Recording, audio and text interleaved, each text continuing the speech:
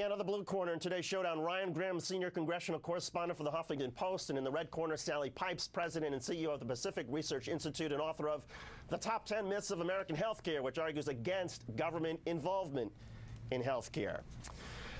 Sally, let's start with you. The White House has put their plan up for everyone to see for the last couple of days. There's been no alternative plan that's been put up as far as anybody can tell from the Republicans. Why not? Well, it's an 11-point plan, and, you know, it really is based on what the Senate bill was, and it includes mandates.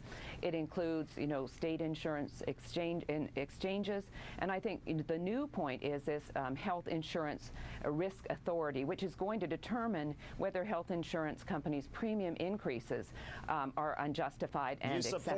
But then do you support what Anthem did in California by threatening to raise 39% in one shot? Is that something you support?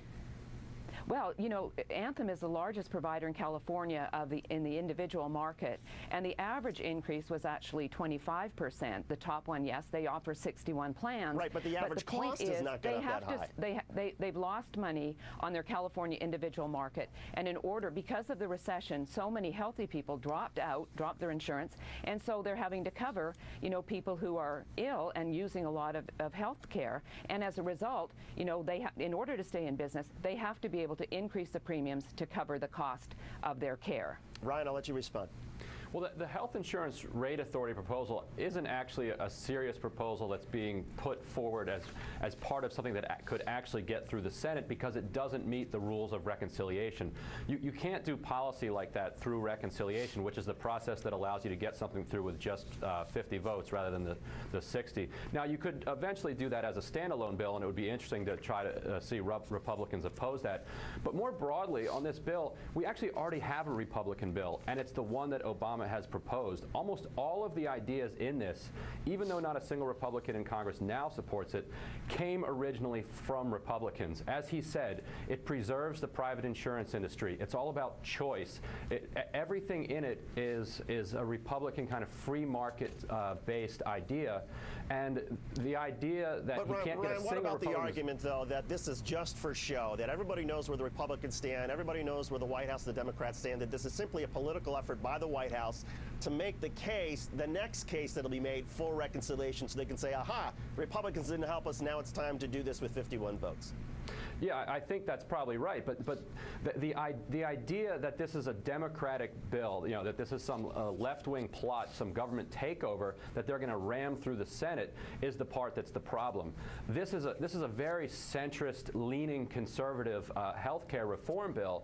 So the attempt to set it up as this government takeover really misses the point. But I think you're right that the Thursday thing is going to be exactly what you said. Sally, I want to give you an opportunity, because a lot of people may be confused when they hear that your book argues against government involvement in healthcare. A lot of people would say, well, wait a second, the government is already involved in running Medicare, which is essentially a single-payer system. Veterans care is a single-payer system. So what's the difference? Well, I disagree with Ryan that this is a conservative blueprint that the president has put forward. It's very much not what the Republicans are talking about in terms of changing the tax code, portability, reducing mandates. What this is about is getting government more involved in our healthcare industry. Today, 50% of healthcare is in the hands of government through Medicare, Medicaid, S-CHIP, and the VA. And the president, in his speech on September 9th, said, you know, I want a $900 billion healthcare plan over 10 years to be deficit neutral. And then he made the point that, you know, one of the ways would be cutting out fraud and abuse in Medicare and Medicaid by $450 billion. I mean, to me, you know, they should be getting rid of fraud and abuse in Medicare and Medicaid first. But when you introduce a mandate on individuals, when you say that people pay fines if they don't have insurance, if you have an excise tax on Cadillac plans, which is just a gift to the unions by putting it up till 2018 and saying that you're exempt if you're a family with 27,500. It's not exactly an excise tax in terms. It's not exactly a gift to the unions in terms of what the final compromise is, but that's a debate for another story, for another day. Ryan Grimm and Sally Pipes, thank you both so much for coming in on today and being part of the showdown. We appreciate it. We want to give you